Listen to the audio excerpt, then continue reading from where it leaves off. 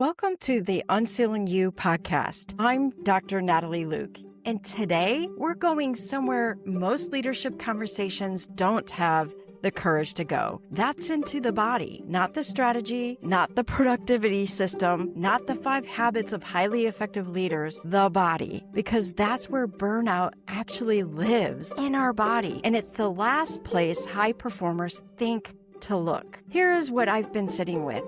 It's the trust tax, the invisible cost that capable people pay for being the ones everyone depends on. Doesn't just steal your time. Over the years, it changes your biology. Your nervous system learns that being needed is being safe, that rest is a risk, that slowing down means something's wrong. And one day, your body starts complaining loudly, and you call it stress, and you push through because that's what got you where you are today. My guest today is Laurel Van Der Toorn, a psychologist and a trauma specialist who works with high achievers at exactly this intersection. No better person to talk to. The place where performance meets the nervous system. The place where identity and biology are no longer separate conversations. She's going to explain what is exactly happening inside the person who looks like they're holding everything together and what it takes not just to rest, but genuinely rewire. Let's get to it. Laurel, thank you so much for joining us today on Unsealing You. Most women listening didn't burn out the way up. They burned out after they became someone everyone depends on. And you mentioned this is a psychological tipping point where what made someone successful starts working against them. Yeah. What actually changes in that moment? Yeah, it can be a really terrifying time because you've gotten so far doing it this way, right? And when that stops working, you don't have any other tools. So I get a lot of people that come to me and they genuinely, they feel so vulnerable. They're so scared because they're burnt out or almost burnt out. They have people counting on them, and they sometimes for the first time in their lives don't know what to do, right? Yeah, and they can't keep going Yeah. with the way that things have been going. And also, who are they if they're not doing everything? Yeah. Who am I without achieving? Who am I without work? Who am I without being the reliable one? Wow. Who am I without achieving? I want you to stay with that question for a moment because I have to ask it, not out loud, although it is out loud, and not in any language that's clean, because I've felt it. I've wondered it myself. And if you're honest, you probably have too. In the work I do with high performers, I call this the identity merger. The moment when what you do and who you are become the same sentence. And it doesn't happen all at once. It happens through years of a system quietly signaling your value is your output. Your safety is your usefulness. That's the trust tax, working at its deepest level. Not in the hours you gave, in the identity you rebuilt around giving them. And the reason burnout at this stage feels so terrifying, the reason people come to professionals like Laurel, barely able to name what they're feeling, is that stopping isn't just exhausting. It feels like disappearing. And that's not a character flaw. That is what the system built. So what are the earliest signs that someone has crossed that line but hasn't named it yet? Yeah. I see 3 kind of manifestations. Everyone's a little different, but they're either going to notice it in their body, like their body's going to start complaining louder than usual. They might have more racing thoughts or more intrusive thoughts than usual.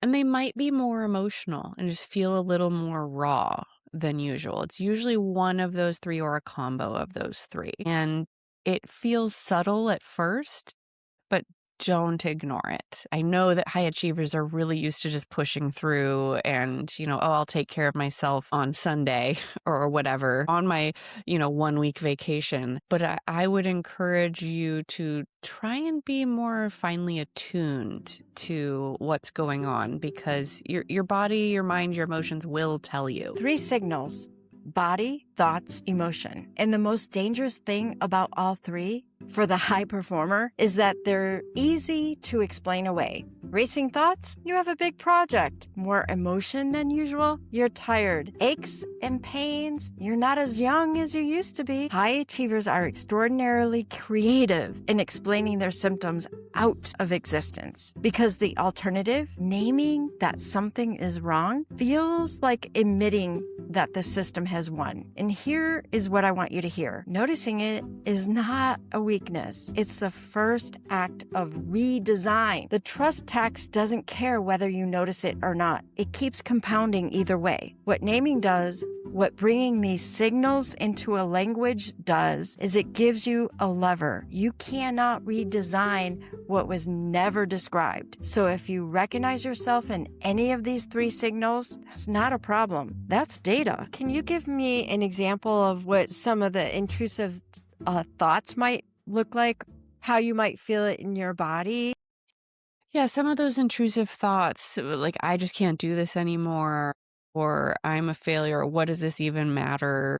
Like, they're so personal to the person. Whatever they hold most dear, they start having thoughts or feelings that feel scary because they're new. And then as far as the physical symptoms, more aches and pains, that would be an early sign. And some of that is just, as we go on living our lives, our bodies have more aches and pains.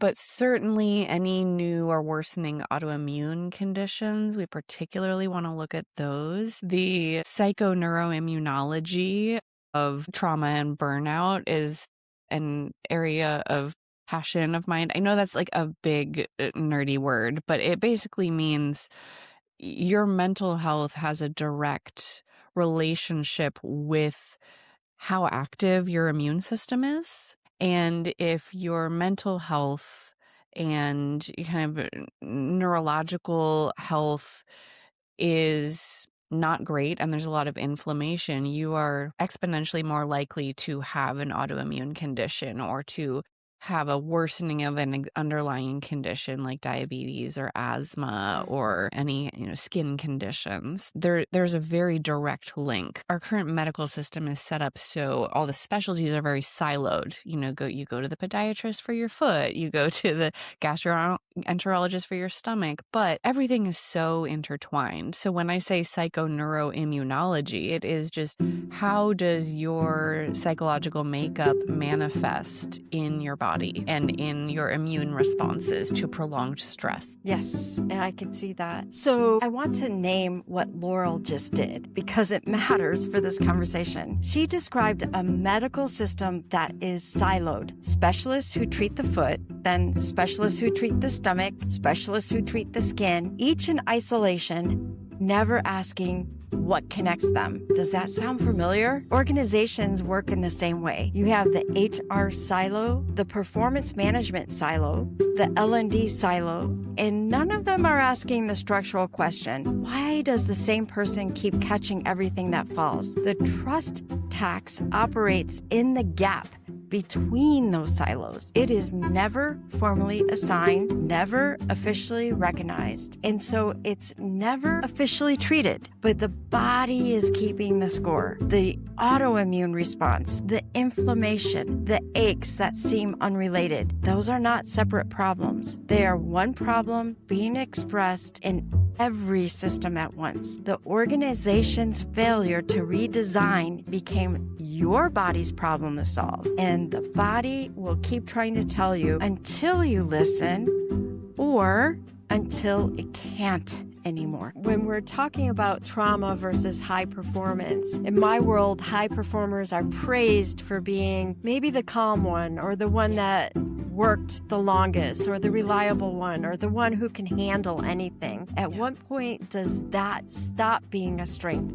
Sort of extending to what you've already talked about, and it becomes a trauma response. Yeah. When it's gotten to the point where it persists only when you completely detach from self. Now, there are people that are strong and persistent and ambitious that stay connected to self and their own needs and their, what their body needs, what they need emotionally.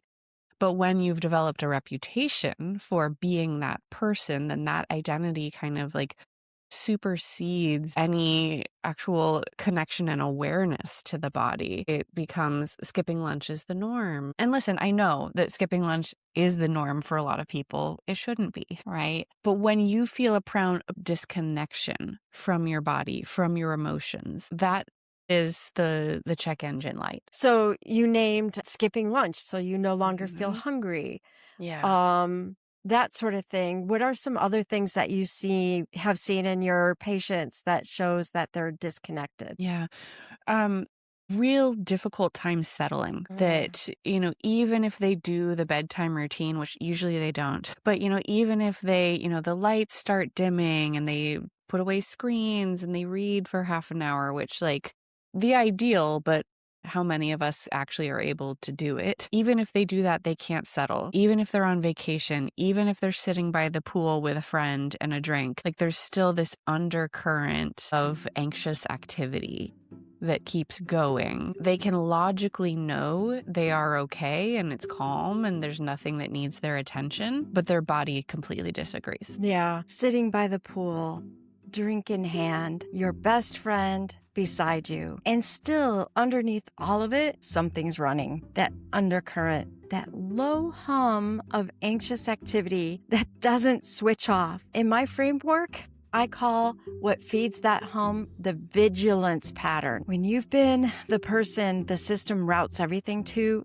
for months, for years, your nervous system stops believing the quiet. Because in your experience, the quiet has always been temporary. Something was always about to land, the second shoe about to drop. And so your system stays ready even when there's nothing to be ready for. And this is not anxiety as a personality trait. This is anxiety as an organizational artifact. The system trained your body to stay on. And now you're on a Tuesday afternoon vacation. Perfectly safe, but your body doesn't believe it. Rest does not fix this because rest is not the problem. The pattern is. And patterns require redesign, not recovery. You've got this. I can relate to that because I know there are days when I get done with work 5, 6, sometimes at 7, and I am wired. Yep.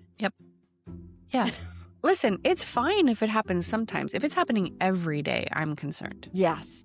Yeah. So this is an example of when you're disconnected and perhaps overextended. What are some of the things that you can do to kind of connect with yourself? And I would think that number one, recognizing it is the first step. Yeah. And stop overriding. Like, people that skip lunch, it's not that they're not hungry. It's that they're deciding something else is more important than that hunger, right? So what are some of the things you can do? They're honestly small, but it all comes back to mindfulness, which I know has become such a buzzword and a hashtag, right? But mindfulness is truly anything that brings you into the present moment. So we could do mindfulness right now, and I just focus on looking at the microphone or looking at the camera or looking at your face and just being there in the moment. I'll get to the emails and to the to-do list and the dishes and whatever. I'll get to that later, but not mentally already being in the future doing those things or worrying about those things. We'll be back after a quick break. Are you a leader who wants more wins in your business? Listen to the award-winning Executive Wins podcast, where senior leaders share their biggest wins so that you can get inspired and grow your business. Wins include scaling multi-million-dollar businesses, thriving after bankruptcy, gaining clarity in an ambulance, and more. In every episode, host Gordon Shepherd explores the anatomy of a win, so you can learn the strategy, work plan, people, operations, and results behind every win you hear on the show. Subscribe on your favorite podcast app or visit executivewins.com/podcast to learn more. So as much as we can, bringing ourselves into the present moment. There's a saying that anxiety exists in the future and depression exists in the past and balance exists in this moment, even if it's uncomfortable. The present moment isn't always comfortable. Sometimes it's deeply uncomfortable. And we've become increasingly creative in figuring out ways to not experience that discomfort, right? So anything that brings you into the present and kind of grounds you in here and now, and any exercise, as much as you can tolerate, exercises in self-compassion, which again, achievers have this kind of allergy to. They're like, yeah, I don't want to do that. That sounds really, woo-woo, and like, how's that going to get me to our Q2 goals? I get it.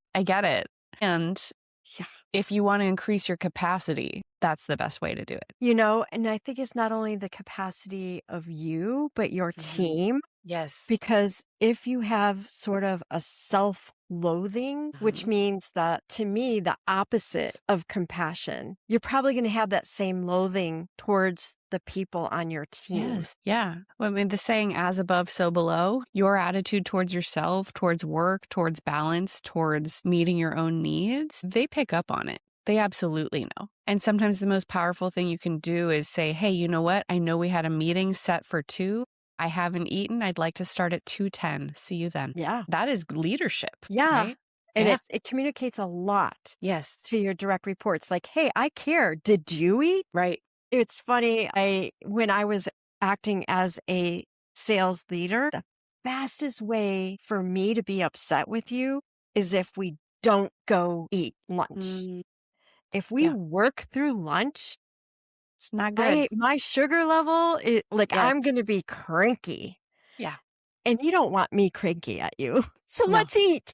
Yeah, absolutely. The other thing I'll say, and like, your audience is like smart, accomplished people. So I don't want anyone's intelligence to be insulted here. But if you need more hours in the day, you must exercise. Time is elastic. Right. Time is not a fixed construct. And if you exercise, the mental clarity and space, the reset to your nervous system that exercise provides will make you efficient to the point where it will make up for the time you spent exercising. You'll feel better and you'll sleep better. So there are 0 drawbacks to exercise except for the fact that it can be uncomfortable at times and it can be difficult to motivate yourself. But it is the one thing that I prescribe to everyone I work with. And there's actually some guidance. I'm going to call it prescription guidance. And I don't have medication prescribing privileges, but I do have diagnosing and I have some medical privileges. And exercise is for everyone, even if you have some kind of physical limitation. There is no physical limitation I will accept as a reason to not move in some way, whatever is available to you. If we're just doing neck stretches, if we're just doing like jaw exercises or facial exercises, it still matters. Chair, I still want to see you doing some strength training for your arms.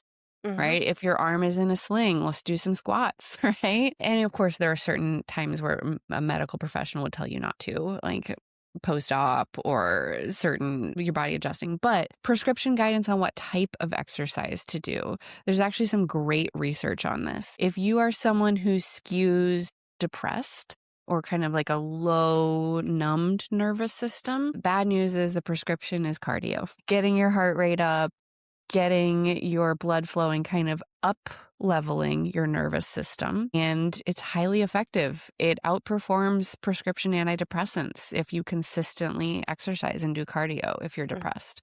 I know it's really hard to motivate, but again, progress, not perfection. Get an accountability buddy and find a kind of cardio that is somewhat fun, because if it's not fun, you're not going to do it. Yeah. Right. If you skew more anxious, cardio is still good, but we want to focus more on building strength and working with resistance and kind of down leveling the nervous system. Also, like, feeling strong feels great. You know, is there a better feeling than feeling strong? All the leaders listening are like, yeah, I love feeling strong. Yeah. So let's intentionally make ourselves strong, particularly for women. who are women of a certain age. It's really good for our bone health as well. And if you're someone who is, a lucky winner of a combo of anxiety and depression, you want to do a combo of cardio and strength building. Now, this does not need to be an hour-long gym commitment. Like, if you're doing 20 minutes, that's so much better than none. Yeah. If you're just even taking like laps around the office between meetings, 1 or 2 laps, great. That's so much better. That's what it's called NEAT, non-exercise active time. A lot of smart devices are measuring NEAT more, but you just build in a little more NEAT, because like I said, the mental clarity and efficiency and your cognitive capacity expands so much when we have moved throughout the day that you will get more work done and you'll feel better after it's done. So I could see where it's not just carving out time, but it's reserving time for that exercise. Now, one of the things that my audience may be thinking, or the folks that are listening are thinking, hey, you know what? Here's the deal. I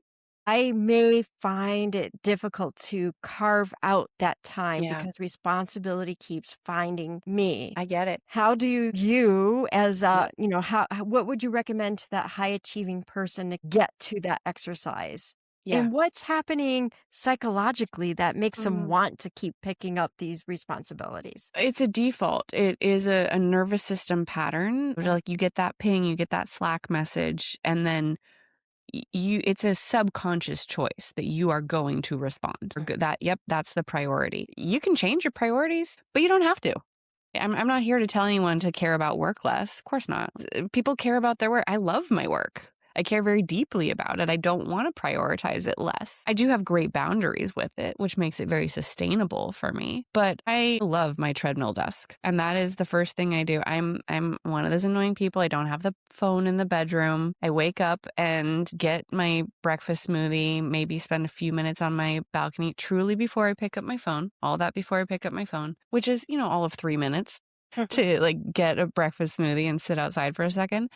And then I get on my treadmill and I open my computer and I start going through the inbox and the messages and all of that. And I'm working, but I'm also moving and I feel great after. So, I understand the time crunch and not wanting to reserve an hour completely just for exercise. There are workarounds. There are ways. Yeah. So my daughter said something to me about that under the desk treadmill. I'm like, sound like a great Mother's Day present. They're not expensive. You can get a good one for like $120. Yeah. You can get the state of the art one for $500, but whatever. Yeah. So it's on the other side of my desk. I have the side I sit on when I'm seeing clients or doing podcasts or, meeting with my staff. I have a small team of trauma therapists. But first thing is the desk in the up position and I'm moving. Yeah, there you go. So a lot of burnout advice is all about rest more, take vacation, set boundaries. Yeah. And it sometimes doesn't stick. Why doesn't it stick? And what can you do to deal with that deeper patterns of trauma? Yeah, it doesn't stick because there's zero mindset change, right? We can change behavior, but that doesn't change that automatic prioritization, right? And it's not that work needs to be less important, but your needs need to come much higher up on the priority list. And you can still be you will be more effective at work if you put your needs higher up. A vacation will not fix burnout. That is a common thinking trap that, I'll just go and rest for a week. Well, guess what? You're going to come back to a crazy inbox.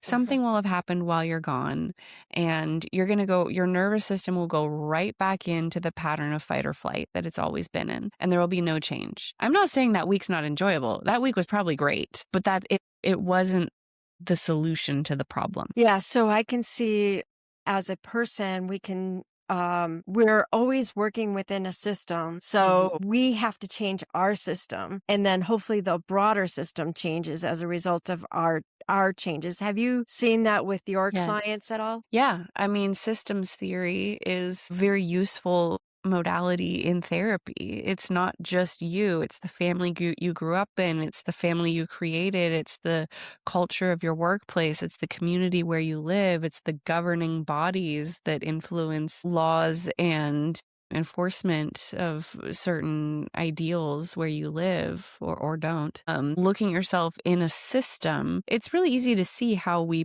develop these beliefs about self and these skewed priorities, because hard work and self-sacrifice are rewarded, particularly in women. That the female archetype is generous and nurturing and not selfish. And well, guess who that serves? Yeah.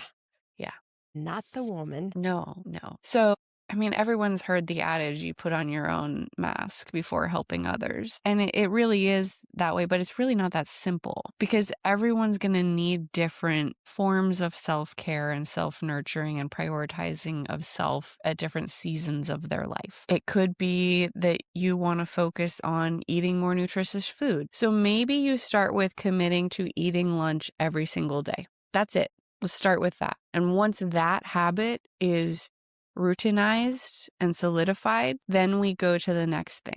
I said that the reason a vacation or resting more doesn't work or doesn't stick is because there's no mindset change. But the back door to mindset change is behavior change, consistent over time. You don't have to change your mindset today. That's going to be really difficult. You need to see the dividends of the behavior change and see that it does actually help and you do actually feel gradually better. Don't take my word for it. Just do it and see that it works. Kind of like an experiment. Yeah, exactly. And there are going to be some things that help more than others. And it's really personal to the individual. Well, I was going to say that I could see this as being more sustainable and sustainable for the long term. And I could see where that performance is going to be more psychologically and behaviorally better to create that change. Yeah. Instead of a New Year's resolution this year, I committed to doing month-long challenges, because I knew that I had a year with a lot of travel and a lot of kind of periods of inconsistency. And I was like, I don't want to pick a resolution that I won't be able to commit to for an entire year. I want to, as I look at the month ahead, say, oh, okay, this is going to be a good month to try and do 10,000 steps a day, or, something like that. Right. Whereas if I committed to doing 10,000 steps a day for the entire year and then I broke my foot, well, then I can't do that, right? Yeah. We usually know a lot more about what the coming month is going to look like. So maybe you approach it like that, add things in and see how they go and how you feel for, commit to one period of time. We're not asking you to commit indefinitely to perfect self-care. That's impossible. Right. Yeah. I think that is a lot of really good advice right there. Is there any other advice you'd like to add on to that? People don't like when someone changes. There will be tacit or explicit resistance from others who have benefited from you sacrificing for years or decades. And they will get increasingly creative in their protest. You do it anyway. You do it till the protest dies down. It's not your job to keep them happy. It's your job to make sure that you're going to be able to do this sustainably for years or decades to come. And if it doesn't feel sustainable right now, it's not sustainable. Right. So we figure out a way to make it sustainable. And that means making some changes, and other people may not like them. Right. The protest is the proof. When you start putting your name on your own calendar, when you start saying, that's not mine to carry, and people push back, that tells you everything about how long they've been benefiting from that arrangement. It's not personal. It's structural. The system built itself around your willingness to catch, and now you're redesigning. Of course the system resists. Systems always resist redesign. Here's what I know. The resistance does not mean you're wrong. It means you've started. The most regulated person in the room wins, not because they fight the hardest, but because they hold the clearest. They do not need the system's approval to know what's theirs and what's not. You do not need permission to stop paying the tax that was never declared. Well, I feel like this was very powerful. And for any final pieces of information that you'd like to add before we close up our time together. Yeah. We didn't touch on when we talked about food, but we didn't talk about substances. I see a pattern of people going go, go, go during the day and then they can't wind down, so they have a few drinks. I like to say that's like buying on credit. Don't do it. Don't do it. The bill comes due. It is a effective short-term solution that has really long-term consequences. So you're buying on credit by getting the long-term Yes. consequences. Yeah. Yeah. You got to pay interest on those drinks. Okay, so that is Yeah. a very good concept. And thank Yeah. you for saying that. What are some of the things that they can do to slow it down so they're not buying on credit? Yeah. Again, moving their body, maybe stretching, reading, things that are less stimulating. And it's also okay if it is hard to down regulate your nervous system. We're not meant, like on a bicycle, if you go from 10th gear to first gear, the chain falls off. It takes time, so it's okay if you need like a wind down. Give yourself that wind down rather than trying to do it chemically. There you go. Thank you. Well, thank you so much for joining us on the UnCeiling You. I really appreciate you being here, the message that you bring, the focus that you have, and what you're doing in the world. So thank you so much. Happy to be here. Laurel gave us something rare, a clinical explanation for a feeling most performers have been told is just stress. It's not just stress. It's a nervous system that's trained over years by a system that rewarded your reliability without ever asking what it was costing you. Your body learned that being needed is being safe, that slowing down is a signal something has gone wrong, that the undercurrent of anxious activity is just what life feels like. And now you know that you are not who you are. That is what the system made. The trust tax is not paid in hours. It's paid in a nervous system load, an autoimmune response, in the identity you built around never stopping. I'm there. I've been there. I'm there. And it does not stop compounding just because you decide the rest. What stops it is a redesign, naming the load, identifying what was never yours to carry, building a structure that does not route everything to the most capable person in the room and call it a compliment. If today shifted something, if you recognize a signal in your body that you've been overriding or a role you've been playing that no one formally assigned to you, that recognition is the beginning. You don't have to change everything today. Start with lunch. Start with one conversation. Start with one thing you've been carrying that was never formally yours. That is the ceiling moving. I'm Dr. Natalie Luke. This is the UnCeiling You podcast. Share this with someone who needs to hear it, and I'll see you the next time.